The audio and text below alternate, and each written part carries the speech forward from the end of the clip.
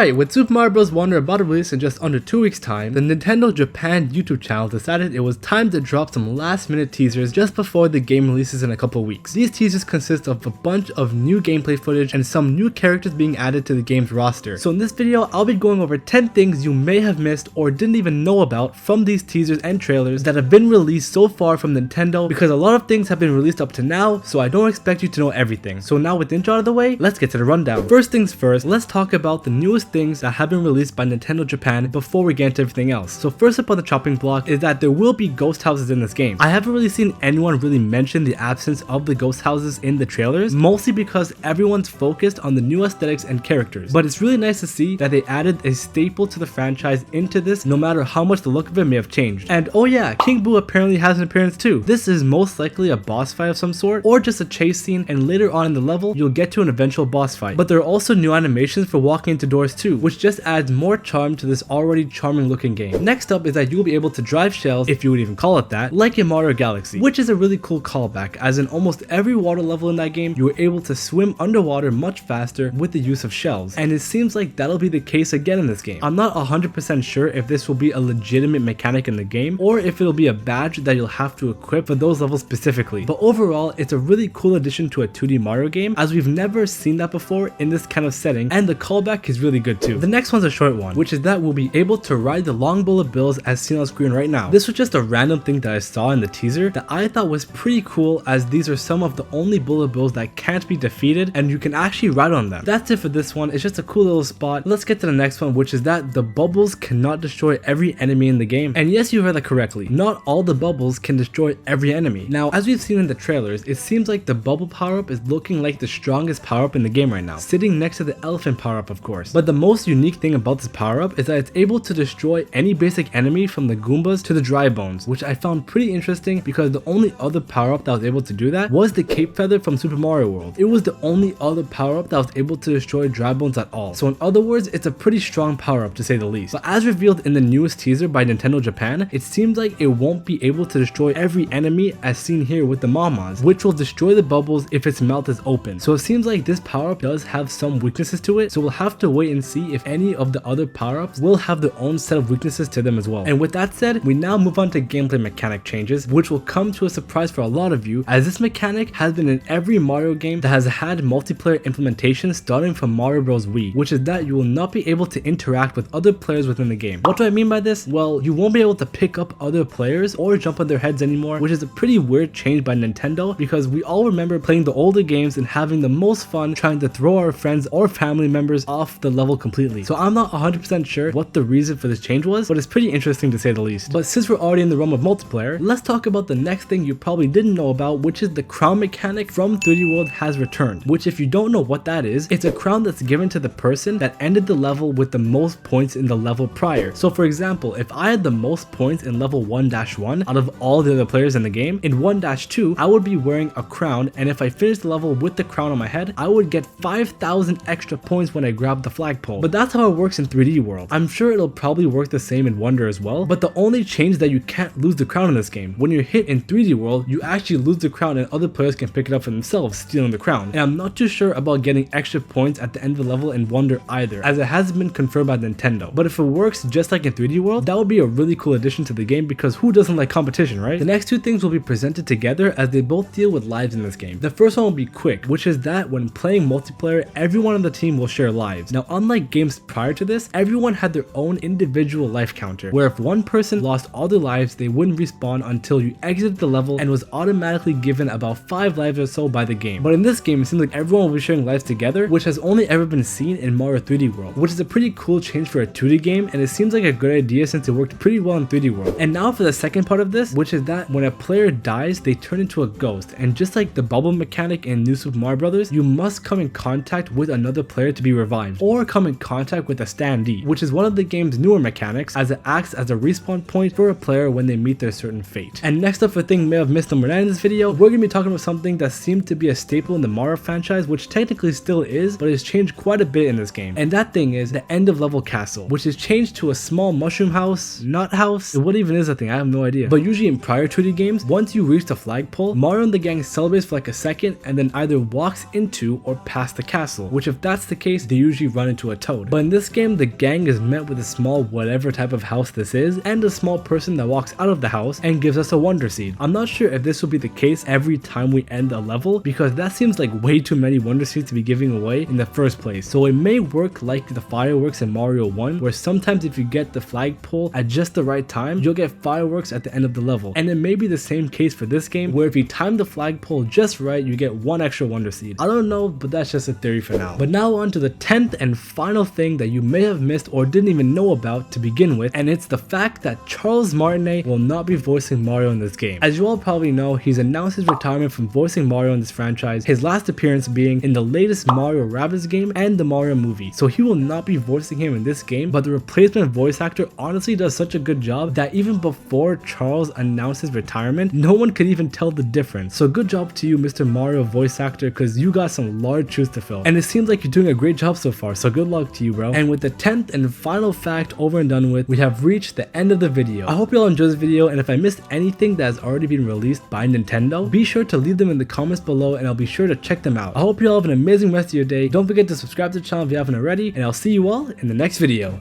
Peace!